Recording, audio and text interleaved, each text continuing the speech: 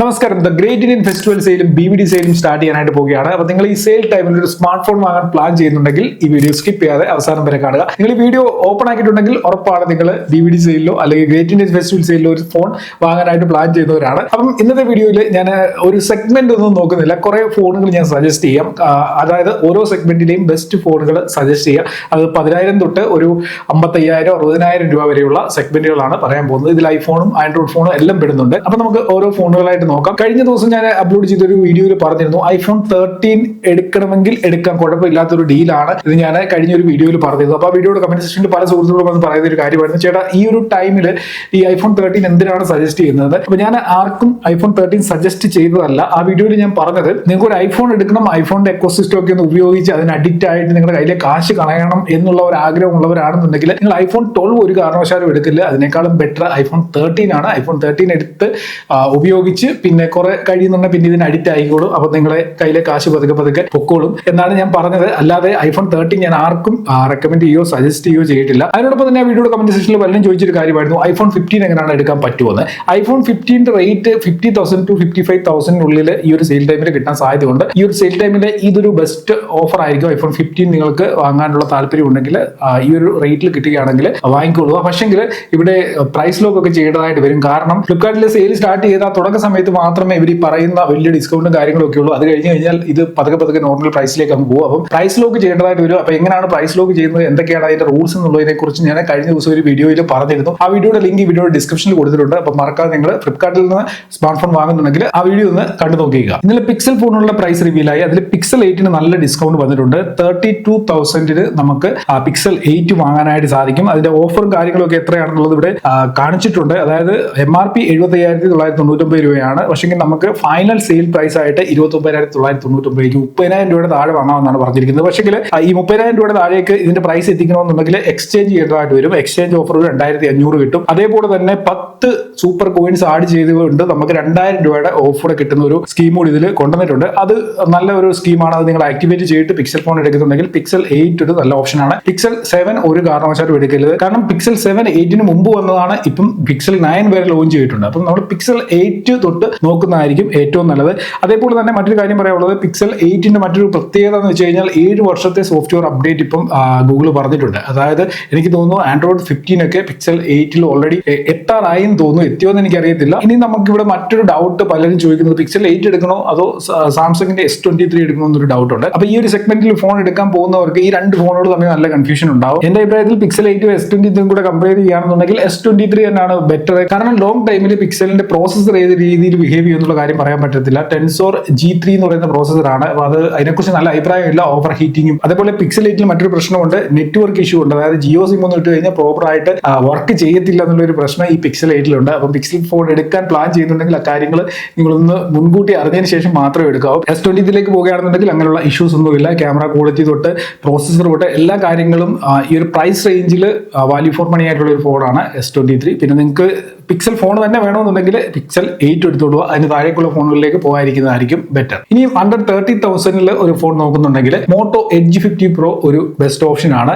ഞാൻ കഴിഞ്ഞ ദിവസം ഒരു വീഡിയോയിൽ Moto Edge 50 Proയും Edge 50യും എടുക്കരുതെന്ന് പറഞ്ഞിരുന്നു. അതിന്റെ കാരണം വേറൊന്നുമല്ല, ഇതിന്റെ സ്പെസിഫിക്കേഷനും കാര്യങ്ങളും ഒക്കെ അടിപൊളിയാണ്. ഈ Edge 50 Proയിലെ 125 വാട്ട്സിന്റെ fast charging, 12GB RAM, processor Snapdragon 7 Gen 3, IP68 protection, ഇങ്ങനെയുള്ള ഫീച്ചേഴ്സ് ഒക്കെ ഉണ്ടെങ്കിലും ഇതിന്റെ ക്യാമറയുടെ കാര്യത്തിൽ ചില ഇഷ്യൂസ് ഉണ്ടായിരുന്നു. അതായത് ക്യാമറ ലാഗ് ആകുന്നത്, ഫ്രെയിം ഡ്രോപ്പ് ആകുന്ന ഇഷ്യൂസ്, ഇങ്ങനെയൊക്കെയുള്ള കുറെ കംപ്ലൈന്റുകൾ Edge 50 Proയിൽ ഉണ്ടായിരുന്നു. പക്ഷെങ്കിൽ ഇപ്പോൾ അറിയാൻ സാധിക്കുന്നത് ഈ പ്രശ്നങ്ങളൊക്കെ സോഫ്റ്റ്വെയർ അപ്ഡേറ്റിലൂടെ കുറേയൊക്കെ പരിഹരിക്കപ്പെട്ടിട്ടുണ്ടെന്നാണ്. അങ്ങനെയാണെന്നുണ്ടെങ്കിൽ Edge 50 Pro ഒരുപാട് ഫീച്ചേഴ്സ് പാക്ഡ് ആയിട്ടുള്ള ഒരു ഫോണാണ്. നിങ്ങൾക്ക് തീർച്ചയായും 30,000 അണ്ടറിൽ പരിഗണിക്കാൻ പറ്റിയ ഒരു മോഡലാണ് Edge 50. അടുത്തത് S23 FE 28,000 രൂപയാണ് ഓഫർ പ്രൈസ്. 50 മെഗാപിക്സലിന്റെ ക്യാമറയും 8K വീഡിയോ റെക്കോർഡിംഗും ഒക്കെ ഈ ഫോണിലുണ്ട്. ഈ ഫോണിന്റെ ഒരേ ഒരു പ്രശ്നം Exynos 2200 ആണ്. സാംസങ് സ്വന്തം കൈപ്പണിയിൽ ഉണ്ടാക്കിയ പ്രോസസറാണ്. ഈ പ്രോസസർ മാത്രമാണ് ഈ ഫോണിൽ ഒരു വെല്ലുവിളിയായിട്ടുള്ളത്. കാരണം Exynos പ്രോസസറിന്റെ കാര്യമൊക്കെ ഒരുപക്ഷെ നിങ്ങൾക്ക് അറിയായിരിക്കും. ലോങ് ടൈമിൽ ഇത് വളരെ ലാഗും അതേപോലെ ഫോണിനെ സ്ലോ ആക്കുകയൊക്കെ ചെയ്യുന്ന ഒരു പ്രോസസറാണ്.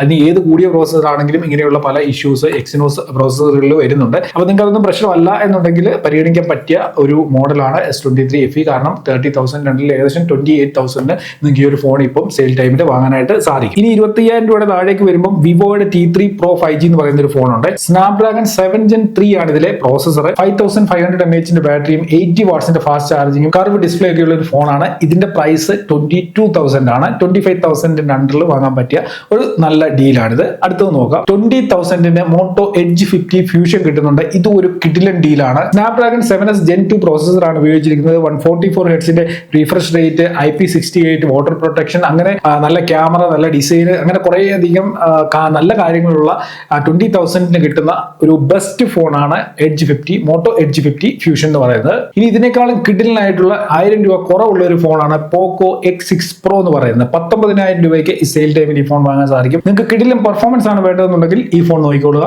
Dimensity 8300 Ultra ആണ് ഇതിന്റെ പ്രോസസർ. ഇതിന്റെ AnTuTu ബെഞ്ച് മാർക്ക് 1.3 മില്യൺ ആണ്. 6.67 ഇഞ്ചിന്റെ 1.5K AMOLED ഡിസ്പ്ലേ ഉണ്ട്. 5000 mAh ബാറ്ററി ഉണ്ട്. അങ്ങനെ എല്ലാ കാര്യങ്ങളും നോക്കുകയാണെന്നുണ്ടെങ്കിൽ ഈ പ്രൈസ് റേഞ്ചിൽ ഒരു ഓൾറൗണ്ടർ ബെസ്റ്റ് ഫോൺ എന്ന് വേണമെന്നുണ്ടെങ്കിൽ പോക്കോ X6 Proയെ പറയാം. ഈ സെഗ്മെന്റിലേക്ക് മറ്റൊരു ഫോൺ കൂടെ വരുന്നുണ്ട്. നല്ല കിടിലൻ ഡിസൈൻ ഒക്കെ ഉള്ള ഒരു ഫോണാണ്. പക്ഷേ ഇൻഫിനിക്സിന്റെ ഫോണാണ്. ഇൻഫിനിക്സ് GT20 Pro എന്ന് പറയുന്ന ഫോൺ. Dimensity 8200 അൾട്ടിമേറ്റ് പ്രോസസർ ആണ് ഇതിൽ യൂസ് ചെയ്തിരിക്കുന്നത്. നല്ല കിടിലൻ പെർഫോമൻസ് കിട്ടുന്ന ഒരു പ്രോസസർ ആണ്. 5000 mAh ബാറ്ററി, 45 വാട്ട്സിന്റെ ഫാസ്റ്റ് ചാർജിങ് കിട്ടും. നല്ല അടിപൊളി കിടിലൻ കൂൾ ഡിസൈൻ ഒക്കെ ഉള്ള ഒരു ഫോണാണിത്. അപ്പൊ ഈ ഒരു പ്രൈസ് റേഞ്ചിൽ ഇത് ഒരു ബെസ്റ്റ് ഓപ്ഷൻ ആണ്. അടുത്തത് നത്തിങ് CMF1 എന്ന് പറയുന്ന ഫോണാണ്. ഇത് എനിക്ക് തോന്നുന്നു ഒരു 15,000 രൂപയുടെ താഴെ വരാനുള്ള സാധ്യതയുണ്ട്. 10,000 to 20,000 ഉള്ളിൽ ഈ ഒരു ഫോൺ വരും. അപ്പൊ 15,000 രൂപയുടെ താഴേക്ക് ഡിസ്കൗണ്ട് പ്രൈസിൽ കിട്ടാനുള്ള സാധ്യതയുണ്ട്. അപ്പൊ ഇത് നല്ലൊരു ഓപ്ഷൻ ആണ്. വേണമെന്നുണ്ടെങ്കിൽ നിങ്ങൾക്ക് പരിഗണിക്കാൻ പറ്റും. MediaTek Dimensity 7300 പ്രോസസർ ഉണ്ട്. 120 ഹെർട്സിന്റെ റീഫ്രഷ് റേറ്റ്, 5000 mAh ബാറ്ററി ഉണ്ട്. 33 വാട്ട്സിന്റെ ഫാസ്റ്റ് ചാർജിംഗ് ഉണ്ട്. ഇതൊരു 15,000 അണ്ടറിലേക്ക് ഒരു 14,000 ഒക്കെ വരികയാണെന്നുണ്ടെങ്കിൽ എനിക്ക് തോന്നുന്നു നല്ല കിടിലൻ ഒരു ഡീൽ ആയിരിക്കും ഇത്. അപ്പം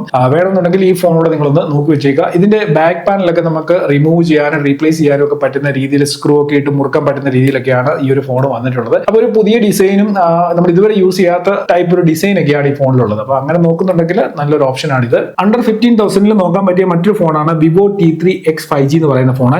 സ്നാപ്ഡ്രാഗൺ 6 Gen 1 ആണ് ഇതിലെ പ്രോസസർ. 6000 mAh ബാറ്ററി, 120 ഹെർട്സിന്റെ റീഫ്രഷ് റേറ്റ്, അങ്ങനെയൊക്കെയുള്ള കുറെ കാര്യങ്ങളുള്ള ഒരു നല്ല ഫോണാണ്. ഇതും സെയിൽ ടൈമിൽ 15,000 അണ്ടറിൽ വരും. ഈ ഒരു ഫോണിന്റെ പ്രൈസും ഇതുവരെ റിവീൽ ആയിട്ടില്ല. അടുത്തത് റിയൽമിയുടെ 12X 5G എന്ന് പറയുന്ന ഫോണാണ്. ഇതിന്റെ പ്രൈസ് 12,000 രൂപയാണ്. സെയിൽ ടൈമിലെ പ്രൈസ് ആണ് ഈ പറയുന്നത്. Dimensity 6100 പ്ലസ് പ്രോസസർ ആണ്. 45 വാട്ട്സിന്റെ ഫാസ്റ്റ് ചാർജിംഗ് സപ്പോർട്ടർ ആണ്. 120 ഹെർട്സിന്റെ റീഫ്രഷ് റേറ്റ് ഉള്ള ഫുൾ HD ഡിസ്പ്ലേ ഒക്കെയാണ് ഈ ഫോണിൽ കിട്ടുന്നത്. അപ്പം 12,000 ആ ഒരു റേറ്റിൽ നല്ല വാല്യൂ ഫോർ മണി ആയിട്ടുള്ള ഒരു ഡീലാണിത്. ഇത് മാത്രമല്ല അടുത്തൊരു ഡീലുണ്ട്. പോക്കോ X6 Neo 5G എന്ന് പറയുന്ന ഫോൺ. ഇതിനും 12 രൂപയാണ് വില. 8GB 128GB റാമിലാണ് ഈ ഒരു ഫോൺ. 12,000 വരും. എനിക്ക് തോന്നുന്നു 12,000 രൂപയ്ക്ക് 8GB 128GB വരുന്ന ഒരേ ഒരു ഫോൺ ആയിരിക്കും ഒരുപക്ഷെ ഈ ഒരു ഫോൺ. നിങ്ങൾ ചെക്ക് ചെയ്ത് നോക്കിക്കോളൂ. എനിക്ക് തോന്നുന്നു അങ്ങനെയാണ്. AMOLED ഡിസ്പ്ലേ ആണ് ഉപയോഗിച്ചിരിക്കുന്നത്. 108 മെഗാപിക്സലിന്റെ ക്യാമറ ഉണ്ട്. അപ്പൊ സാമാന്യം നല്ല ക്യാമറ ക്വാളിറ്റി ഉള്ള ഒരു ഫോണാണ് പോക്കോ X6 Neo. അപ്പൊ നിങ്ങൾ ഈ ഒരു സെയിൽ ടൈമിൽ ഒരു ഫോൺ വാങ്ങാൻ പ്ലാൻ ചെയ്യുന്നുണ്ടെങ്കിൽ സത്യത്തിൽ വലിയ കൺഫ്യൂഷൻ ഉണ്ടാകുന്ന ഒരു കാര്യമായിരിക്കും. ഏത് സെഗ്മെന്റിൽ പോയാലും 100 ബ്രാൻഡും ഉണ്ട്, 100 മോഡൽസും ഉണ്ട്. ഇതിൽ ഏത് ഫോൺ എടുക്കും? ചെറിയ ചെറിയ വ്യത്യാസങ്ങളെ ഉള്ളെങ്കിലും നമ്മൾ ഫോൺ എടുക്കാൻ പോകുമ്പോൾ ഏറ്റവും ബെറ്റർ ഏതാണെന്ന് നോക്കിയല്ലേ എടുക്കത്തുള്ളൂ. അപ്പൊ അത് നോക്കാൻ പോയി കഴിയുമ്പോൾ നമ്മൾ ആകെ പാടെ കൺഫ്യൂസ്ഡ് ആയി പോകും. എന്തായാലും ഈ പറഞ്ഞ ഫോണുകളിലേക്ക് ലിങ്ക് ഞാൻ വീഡിയോ ഡിസ്ക്രിപ്ഷനിൽ കൊടുത്തിട്ടുണ്ട്. അതേപോലെ തന്നെ സെയിൽ ടൈമിലേക്ക് ക്രെഡിറ്റ് കാർഡിന് നിങ്ങൾ അപ്ലൈ ചെയ്തിട്ടില്ല എന്നുണ്ടെങ്കിൽ കുറെ ക്രെഡിറ്റ് കാർഡിന്റെയൊക്കെ ലിങ്കും ഡിസ്ക്രിപ്ഷനിലുണ്ട്. അതിനോടൊപ്പം തന്നെ നമ്മുടെ ടെലഗ്രാം ചാനലിന്റെ ലിങ്ക് കൊടുത്തിട്ടുണ്ട്. ടെലഗ്രാം ചാനലിൽ ഞാൻ സെയിൽ ടൈമിലെ ഏറ്റവും അടിപൊളി കിടിലൻ ഓഫറുകൾ വരുമ്പോൾ അതാദ്യം തന്നെ ടെലഗ്രാം ചാനലിൽ നിങ്ങൾക്ക് കിട്ടും. അപ്പൊ യൂട്യൂബിൽ എപ്പോഴും നമുക്ക് വീഡിയോകൾ ചെയ്യാൻ പറ്റത്തില്ല. അതുകൊണ്ട് തന്നെ ടെലഗ്രാമിൽ ഫുൾ ആക്റ്റീവ് ആയിരിക്കും.